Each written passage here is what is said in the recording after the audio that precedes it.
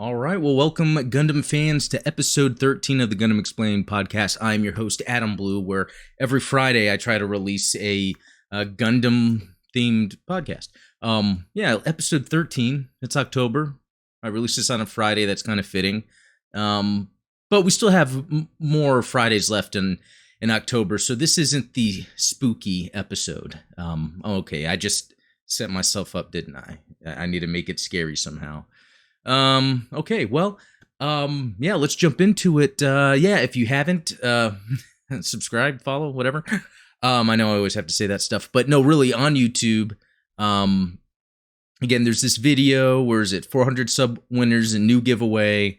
Go comment on that video, link in the description. To enter, there's two things to win. So what I did was I had two items that I was showing that I would send off. It was a G-frame and a high grade, but And I want this open internationally. And so when I went to go ship one of the items, because it was an international winner, the shipping was insane. I was able to then find an online retailer, thanks to the winner, that is located in their region. And I was able to, for the same price that I got it here, plus a little bit for shipping, which was not terrible at all, I was able to get it for them. And I hope that worked out that way. So I think I'm going to do that moving on in the future, so I can really make sure anyone, wherever you are watching this, as I meet my milestones for the giveaways, that anyone can do. And for now, it's going to be two items that I'll give away. I think the next one's when I hit 600. I got to 437 pretty quick. So really,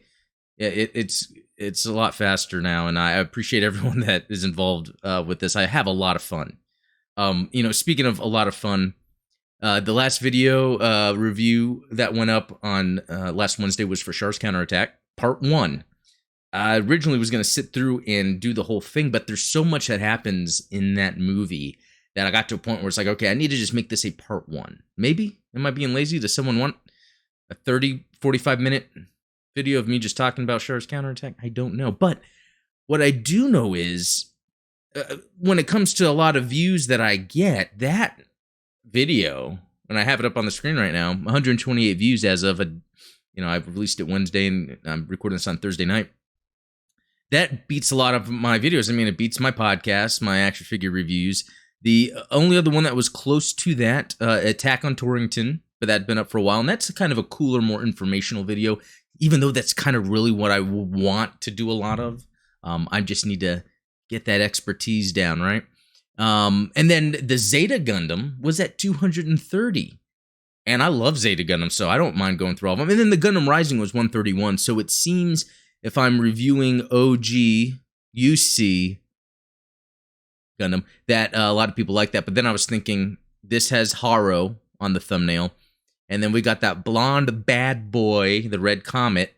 He's actually on the thumbnail. And I don't know how much it's the thumbnail. I don't know how much it's people like Zeta, people like Char's Counterattack. I don't know. But I do know that I enjoyed doing those videos, and they get views. So that just excites me to do it more. And poor little Double Zeta at 20 views. Man, I'm going to have to somehow rally people or the internet around to enjoy. Yeah, think about that. Zeta at 230, Double Zeta at 20. And I mean, even Zeta beat Mobile Suit Gundam the first episode. I wonder what it is. I don't know.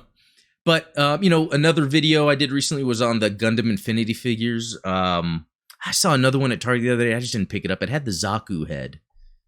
And I really wanted to get that. I just didn't. I'm trying to be a little careful with my spending, to be honest. Speaking of spending, a couple things I got this week. For one, this was spent because it was a pre-order, but it's the Gerbera. I just looked up the pronunciation of this. Gerbera Tetra. It's based off of a name of a flower. So I'll be this is the Robot Spirits. It's actually a newer release for the Robot Spirits line that's just been in the past couple months. I'll do a review of it. It's really cool. Little fact. I don't know if it's a little known fact, but this was the GBO2 Gundam. They used those specs within Anaheim Electronics, some previous Zeonic engineers put that suit together. You know, another interesting thing about this mobile suit, and I'll touch on it more a little later. In fact, I will touch on it, I think, on this episode, maybe. It has a lot of design elements that remind me of the Sazabi. And I don't know if that was done on purpose or not to keep within the theme of Xeon and all that. I don't know. But wait a minute. Yeah, that is pretty interesting that Kasima was the one that was writing it, even though she only used it at the end of 0083. It's very interesting. We'll get into that later. But yeah, let's move on into some. Actually, no. The other thing I got. Okay. Do any of you guys ever play those SD Gundam Generation, G Generation? Oh, there's so many random words and letters to it. It's the turn-based game where they had the little small, super deformed mobile suit Gundams. So a couple things. One, I do not like super deformed Gundams. I'm sorry. A mobile suit is a mobile suit. I need its proportions. This SD stuff, get it out of my face. I also don't like turn-based strategy games. I love strategy games, like real-time strategy, but turn-based, not really. And I like a lot of real-time strategy games like Command & Conquer, Warcraft, that type of thing. Sadly, there's not a good Gundam one as far as I know. I saw some stuff that's on the Vita or the PSP. That might be a future get. But in the meantime, Bandai had a Humble Bundle sale for the G Generation Cross-Rays. And it was at a pretty decent price for me to check it out. So I checked it out, and it really has nothing UC in it. So for one, not only do I not care about Super Deformed, I don't care about turn-based games, and I don't care about non-UC.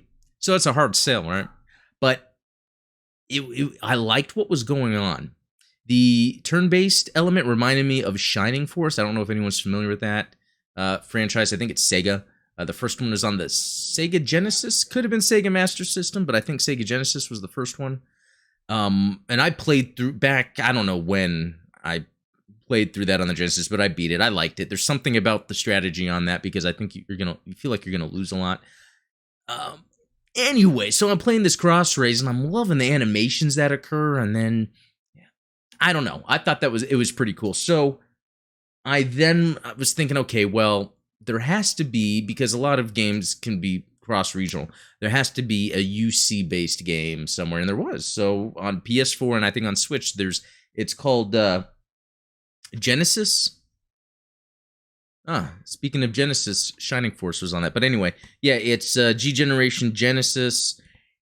It goes through tons of eras of UC here. And I would have just bought it digitally, but it seemed like it was easier just to get a physical copy. I could be wrong about that. Let me know. And I have downloaded digitally from other regions on my PlayStation devices by having like a Hong Kong account or Japanese account.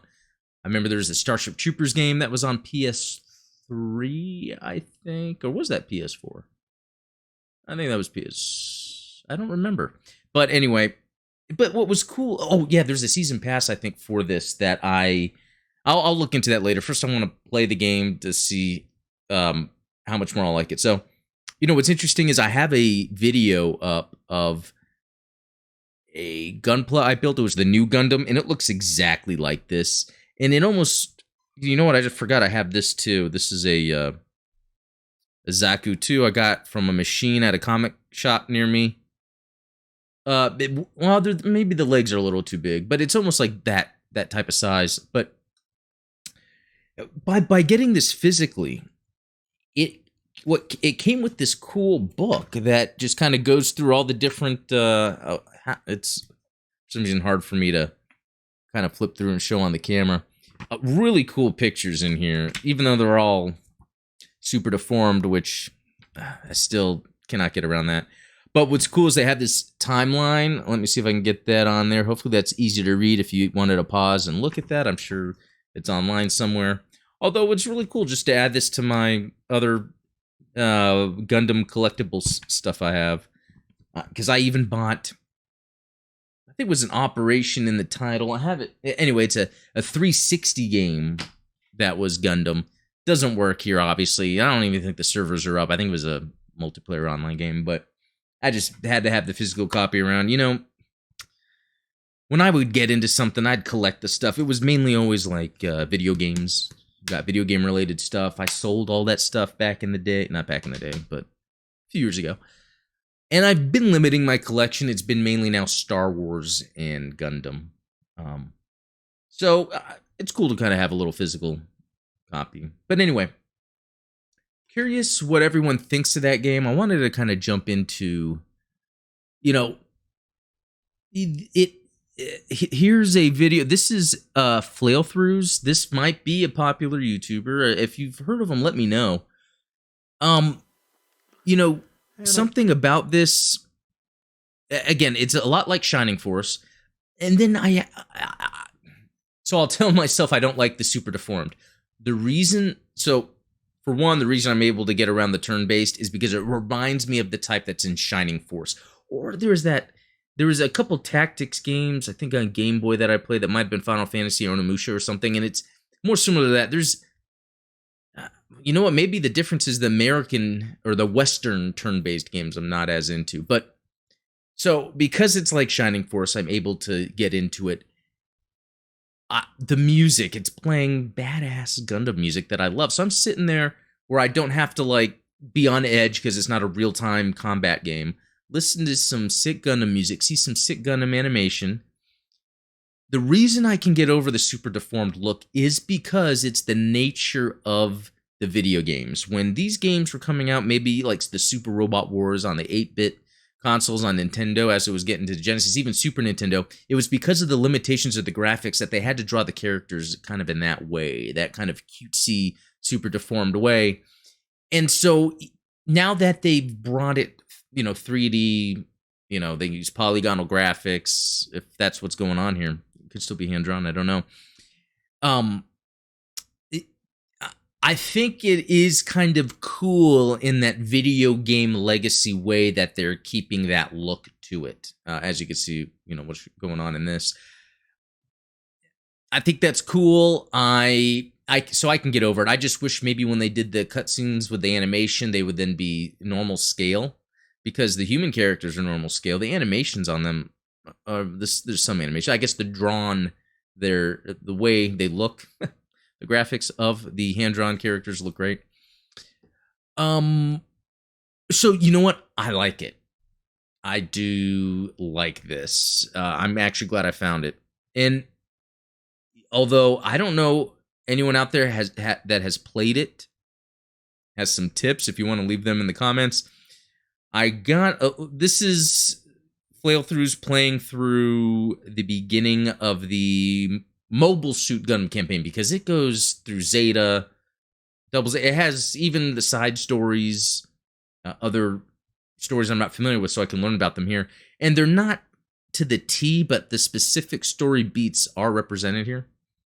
But I'm at this spot. I'm at the spot where you fight Garma, so it's not too far into it. But at first I was kicking ass. Like they had something about taking out Garma in 5 moves. I did it in 4 or less. But the issue was then they have a fictional crew that's not part of the Gundam universe that's in this game. It's like, here's a fictional ship that it's based on that universe's stuff, but it's not in any of the shows or the anime.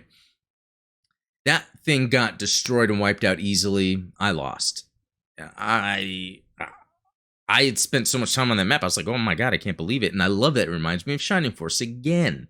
It has that element that makes it difficult, and that's what helps it be fun. So, if anyone has any tips about that, I'm starting to understand that energy system so that I can use evasive movers or defend. I have to balance that. I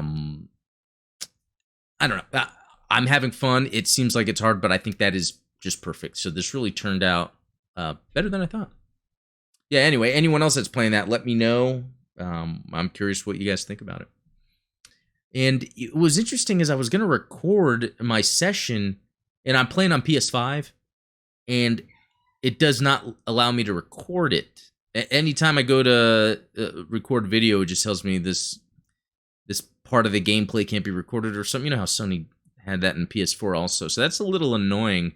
Whereas I'm playing Gundam Battle Operation 2, I'm like, hey, that's a good match. I just go and record the last 15 minutes or so. So, well, moving on from that, speaking of video games and Gundam Battle Operation 2. So this is the newest mobile suit that has joined from this past Wednesday or Thursday? I forget when it is, like Wednesday night, Thursday morning. The Gallus K, which, if I remember correctly, that was what was in my Torrington video. Let's see, Gallus, yeah. And variant, the Gallus J. So, yeah, so it seems with the Bjarlent that was last week, maybe they're leading up to Unicorn or just wanting to throw in a lot of the Xeon remnants. Well, I mean, Bjarlent was really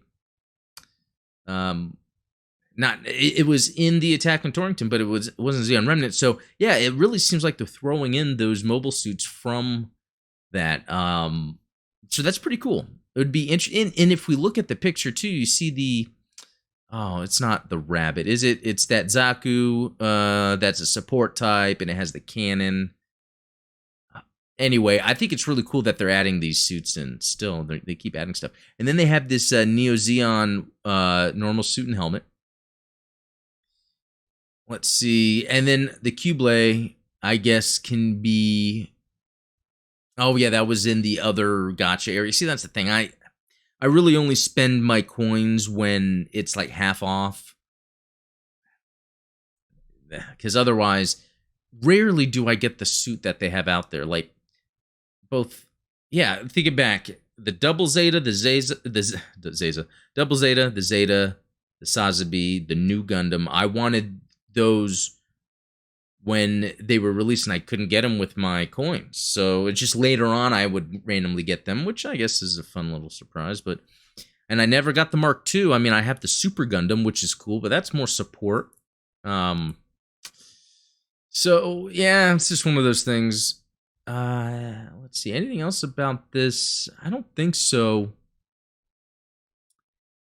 Yeah, that's about it. Just it's cool. If anyone join the Discord, I think there's another person on there that plays, and they shared their PSN. I would be cool to have a group where we can plan to sortie, just so we can communicate. I don't think with all the matches I've played, and I've played a lot, I don't think I've ever had voice chat with anyone.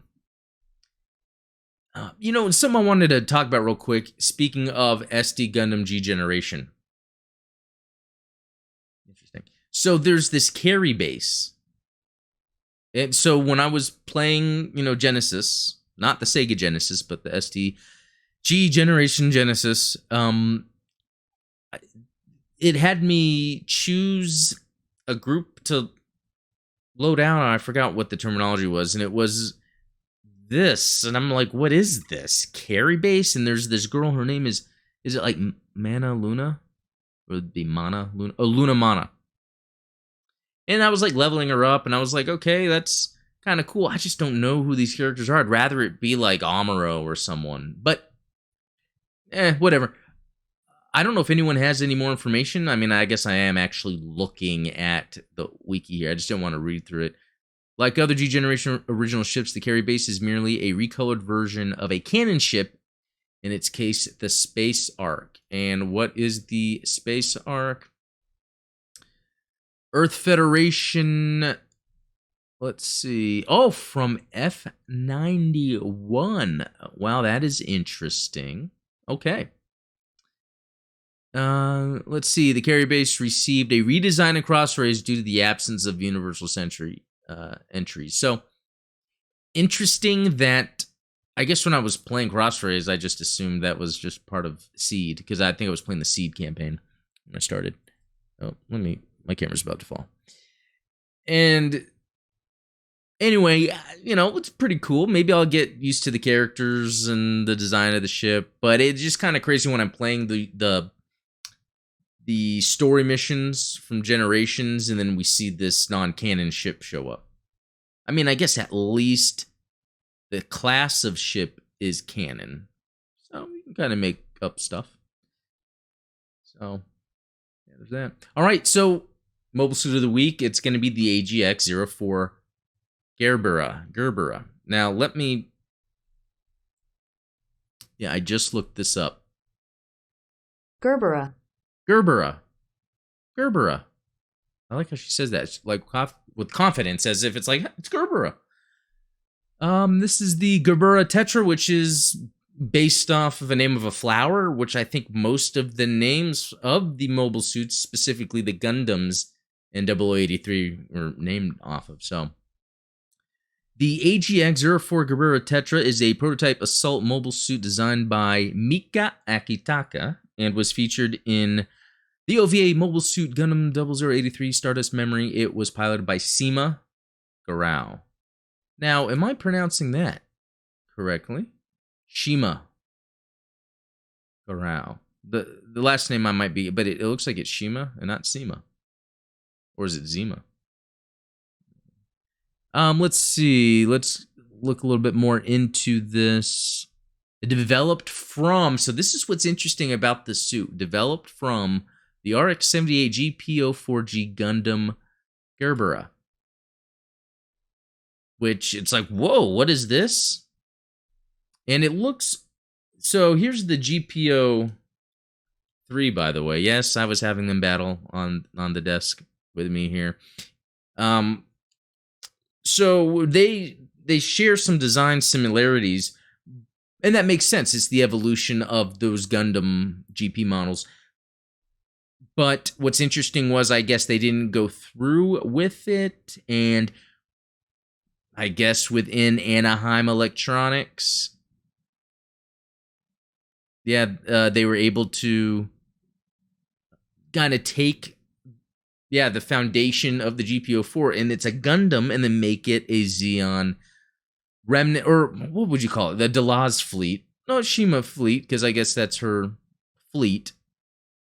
But, during 0083, it was more of the, I don't want to say Zeon remnants, but, right before the Titan, as the Titans were, what led to the Titan development was basically this mobile suit.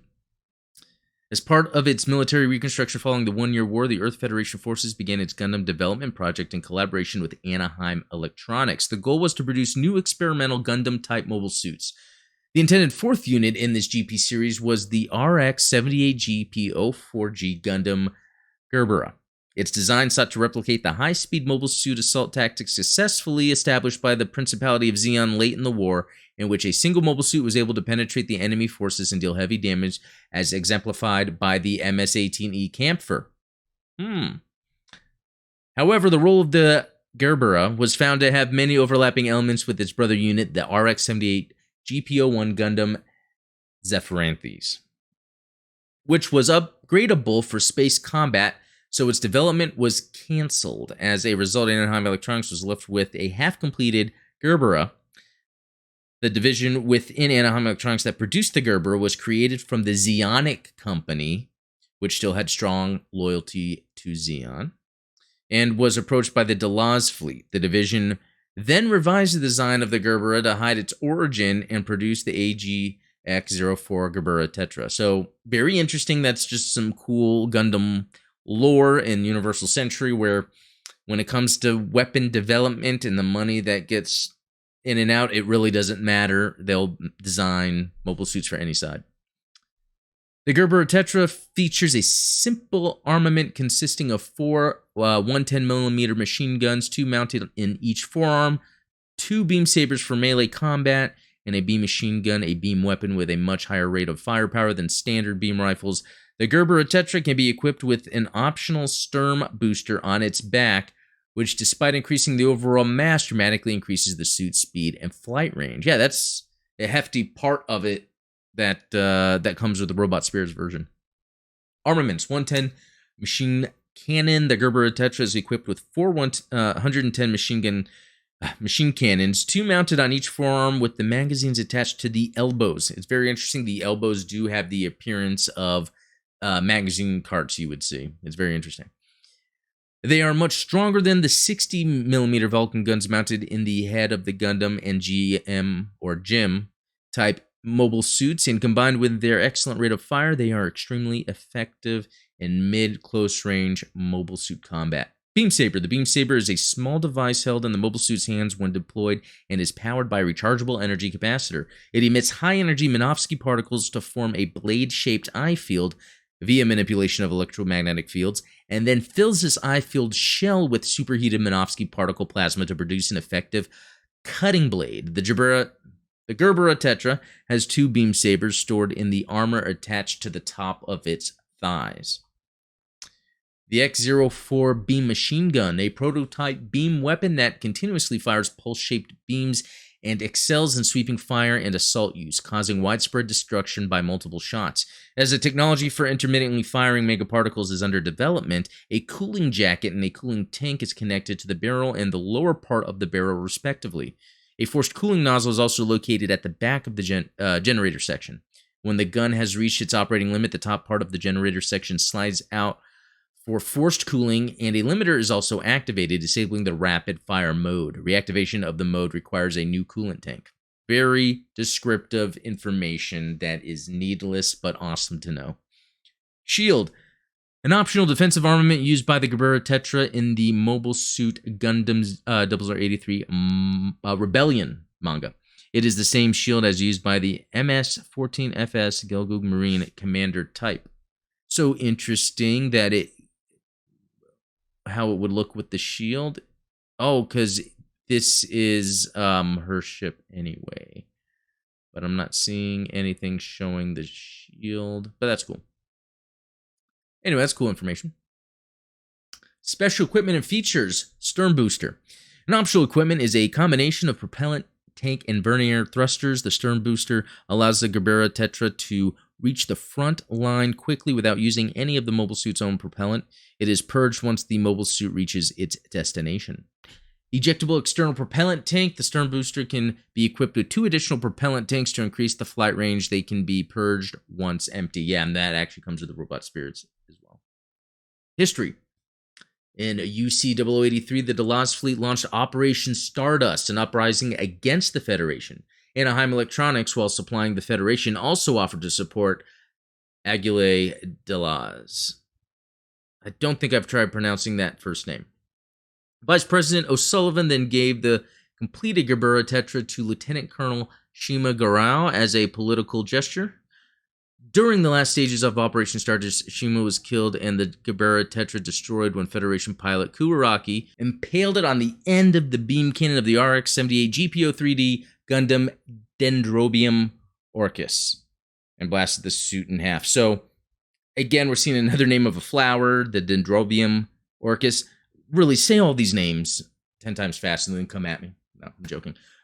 Yeah, if you remember, and I think it was just a swift battle, too, when she was in the Gerbera Tetra, but it was a really cool animation, in my opinion. I love how they animate the pilot in the cockpit, like, turning.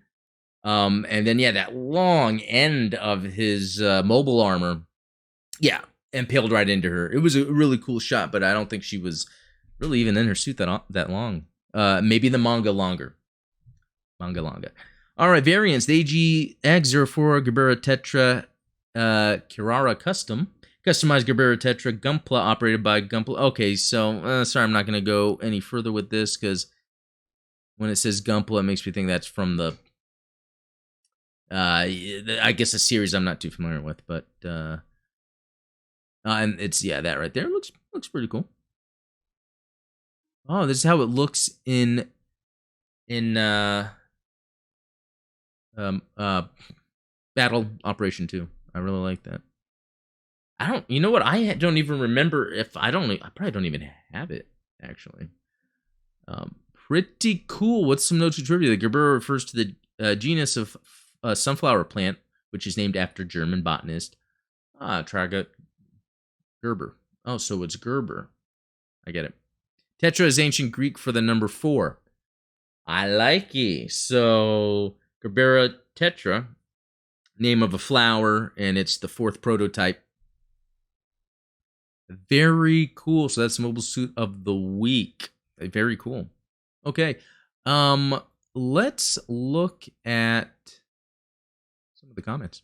And, I'm getting to a point where I might not be able to read every comment, although I don't want that to stop people from commenting. And when I say not read, I mean on online. I actually do read all the comments. I have a specific time of the day. I always make sure I'm going through there and I reply when I can.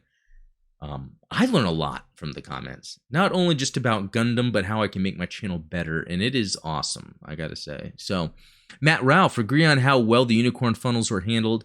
Also got into Gundam Battle Operation 2 because of your channel. Didn't know it existed, but I'm loving it now. Keep up the awesome work. Thank you very much. Yeah, it's one of those things where most people don't know it exists, and try convincing someone that doesn't know Gundam to play it. Does anyone know anyone that plays it that is not into Gundam, and they just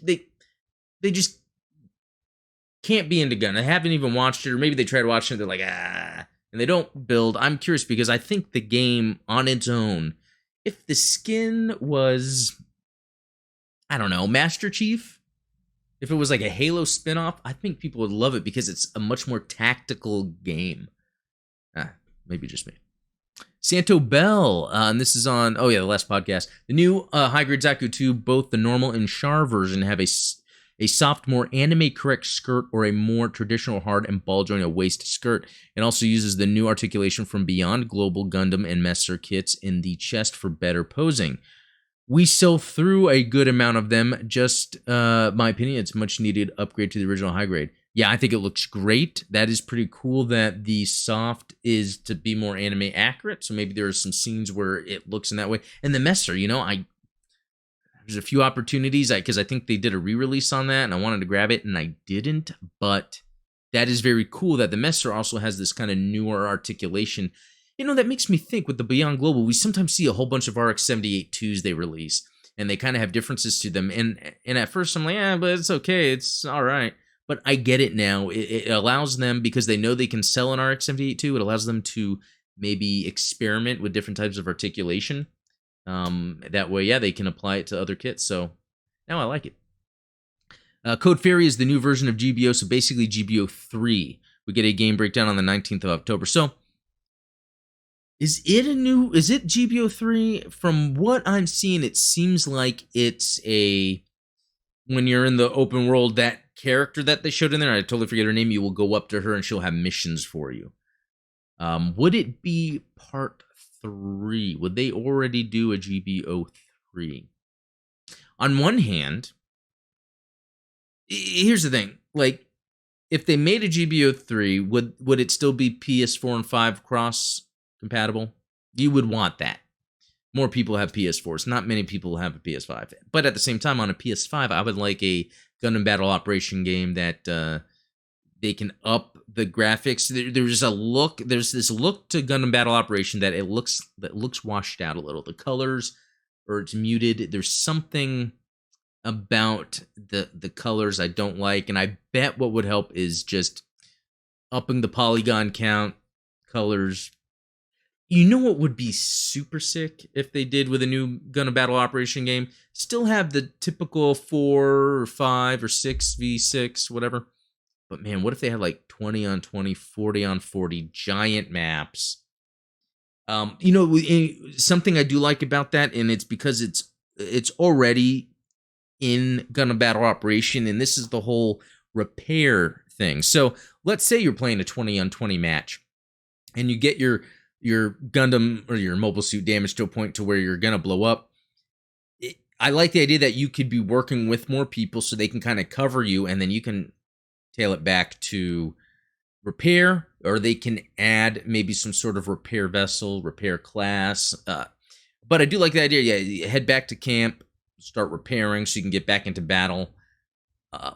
Because even though they have that repair functionality in Gundam Battle Operation 2, it very rarely, unless I'm just not a high-end player, very rarely is that used as a tactic. In a lot of times it's more of,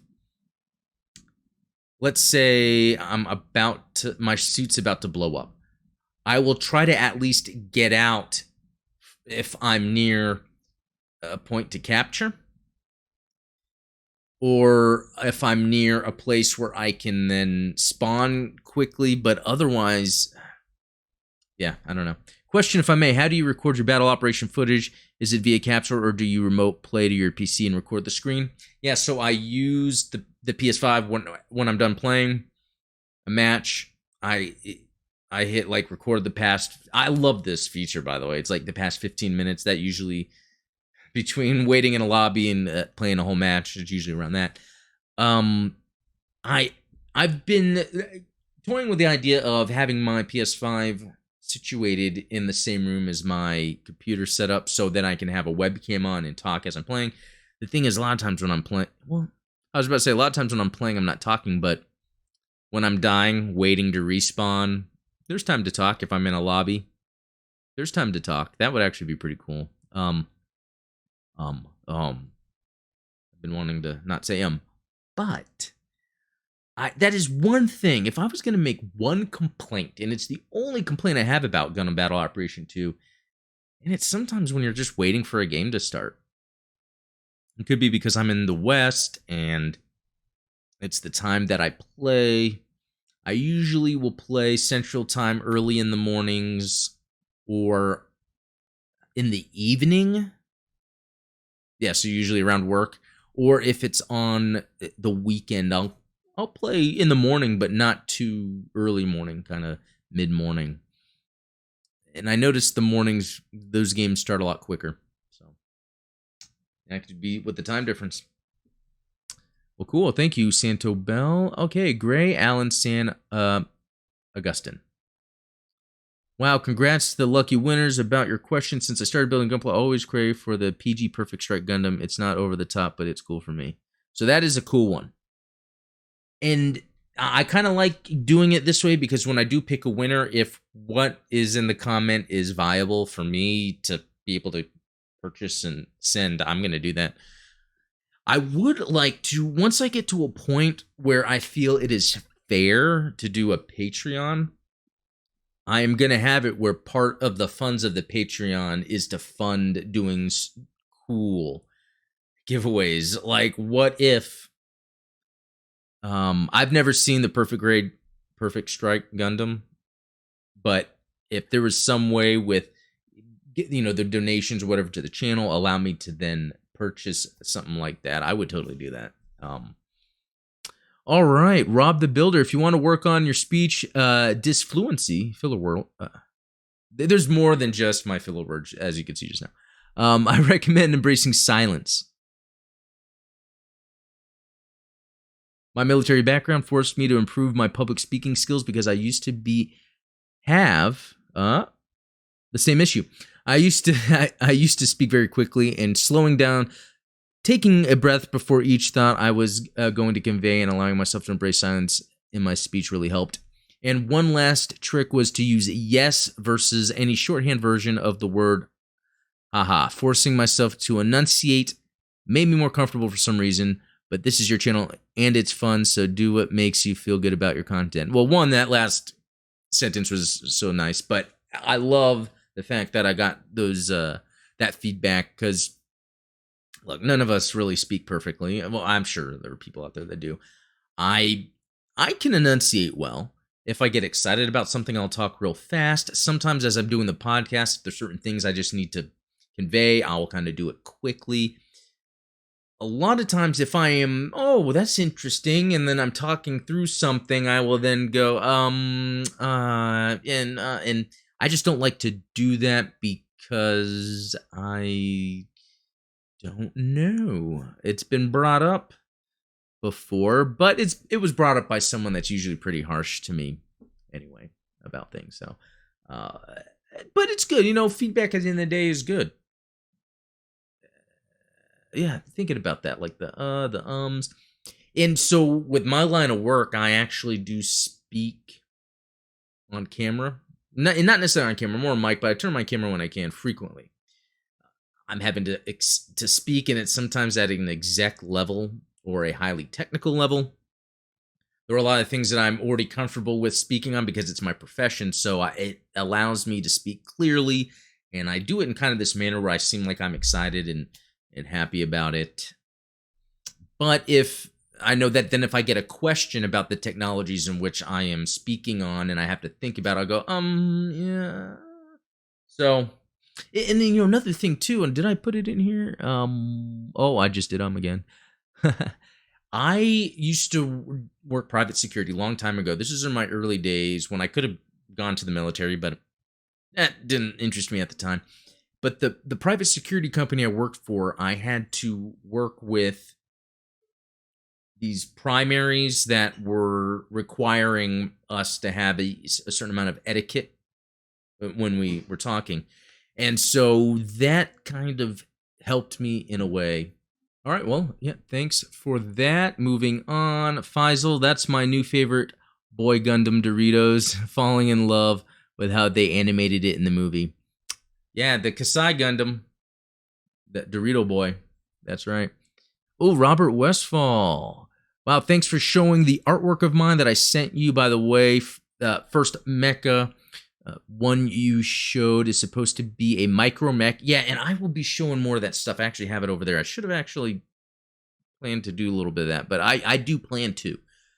And I remember seeing, there was some naming for some of the stuff on there. It's supposed to be a micro mech, standing only as tall as either an SD or high grade. The core of each of those little guys has 2 or more color-coded settings. The primary micromech unit or prototype is referred to as Mustang because of how wild he tends to be towards anyone other than his partner handler. And speaking of wild mecha, click here to see D-Do, Gunpla's Perfected Strike Lupus Rex personal mashup Gunpla build. So here's that. In fact, everyone should click check it out. Okay, so let's look at this for a second, but just so oh, you know what? I might have looked at this. Anyway, but I can't say I've heard of this channel, so that's Didu, maybe?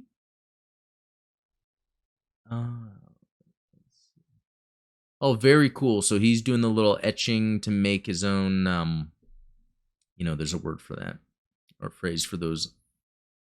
Yeah, check out this video. Let's see, what's going on?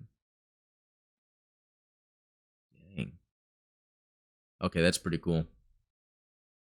Oh, I noticed some slight unicorn-looking stuff going. Okay, so yeah, I get it. It looks like it's a mix of a bunch of different things. Very cool. Thanks, Robert. That's in the comments if anyone's interested in seeing that. That's from podcast episode 12. You love ships? Done. I don't know what that means, but yes, I love ships. That's another thing. Like, even when I'm playing that SD generation Genesis, like, you can have your ship and then the core fighter stuff. I love it. All right, timeline of Xeon, Jack Gibbons. So I can appreciate trying to fill a void, and this is a great start, man. Personally, and as an opinion, I think you missed a few key points about Xeon that's present in nearly every rendition of them. It was a group founded on peace and kind of hijacked.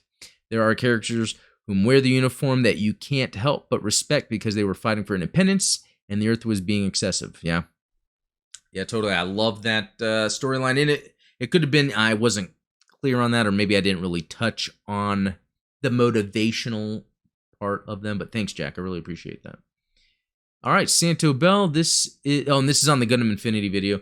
This is the sort of stuff I wish our Targets, retailer toy stores here in Australia stocked. While they are a bit under-detailed for my collection, they are perfect for the kids, especially my younger ones who adore the Gunpla kits but always break them shortly after thorough play. Yeah, I know. Not really meant to play with Gunpla, but kids will be kids. Yeah, I've had my youngest play with my Gunpla. They're shattered. Pieces are everywhere.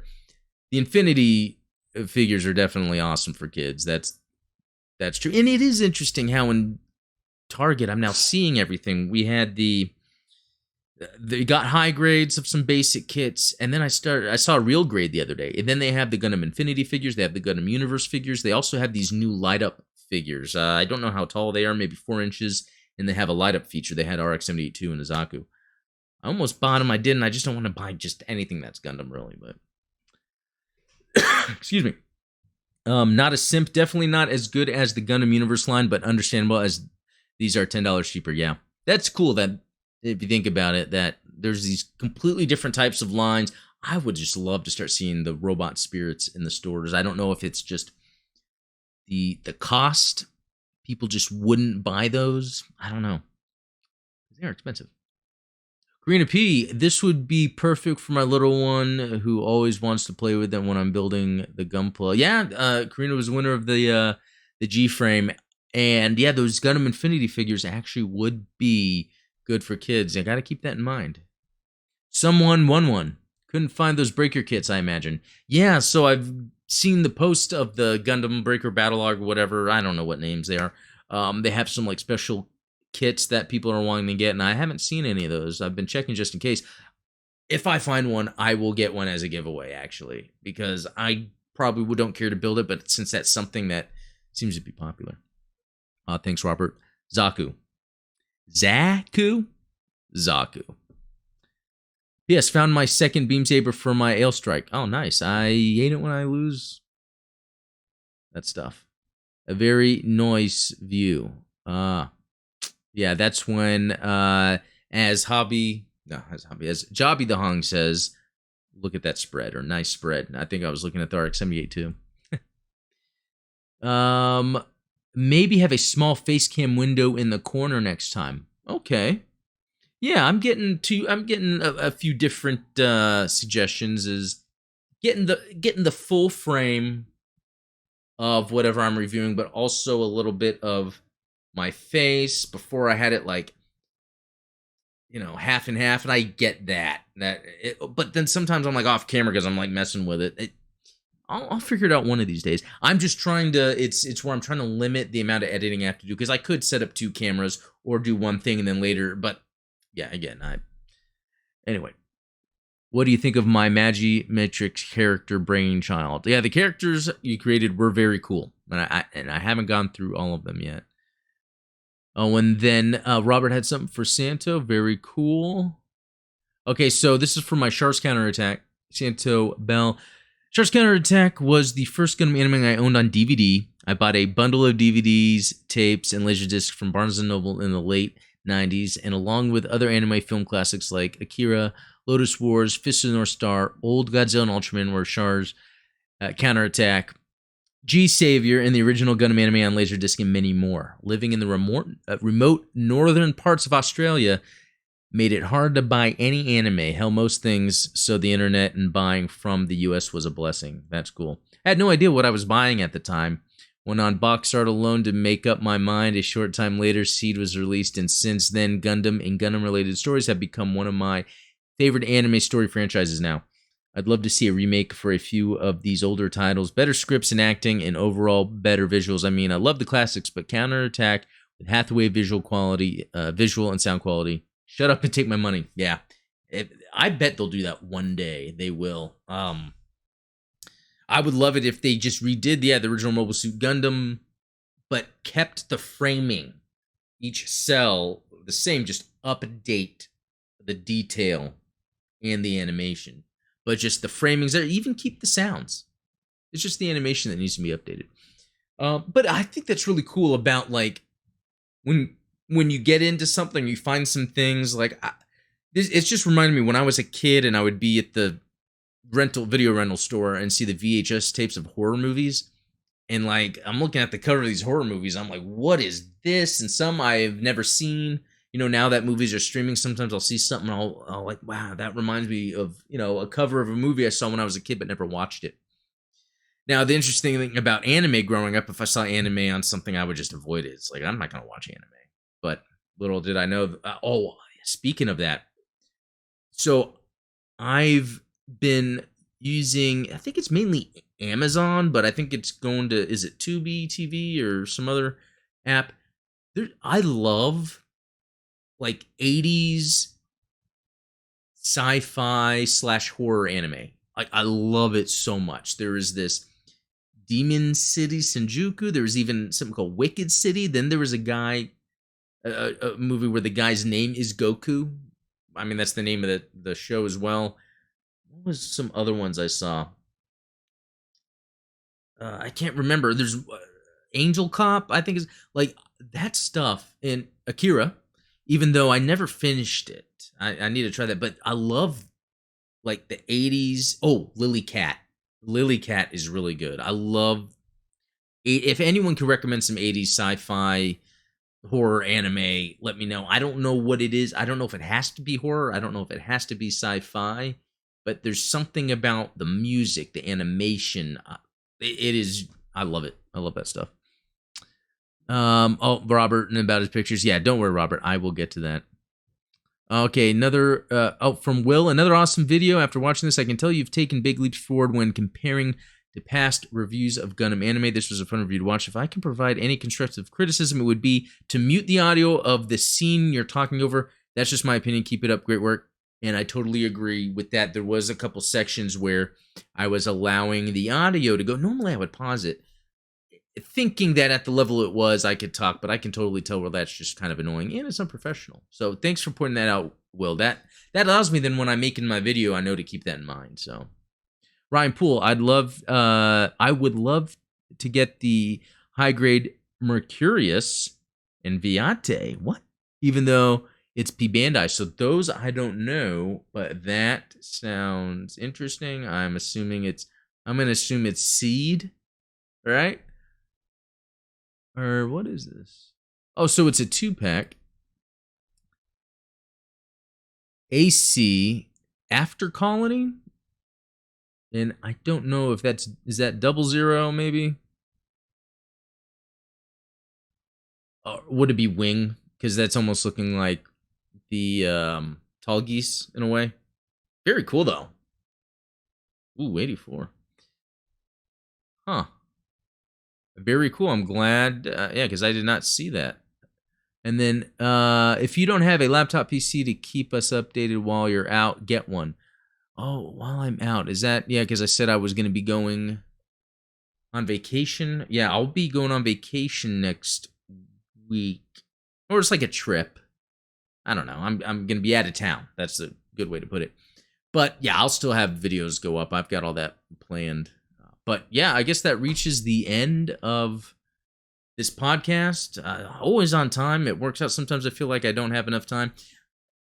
Anyway, if you want a specific comment or question either discussed or even if you just want to rant about something Gundam related, you can post in a comment in a video, but also the Discord. I do have a section. Oh, I meant to go through the Discord, but I'll have to do that later. Because someone posted some more of the stuff they got, and I need to do that. I'll do that for next time. I apologize. But actually, use the Discord. Also, post any comments or questions that you have that I could read on air. So, all right, guys. Thanks for watching. Talk next time.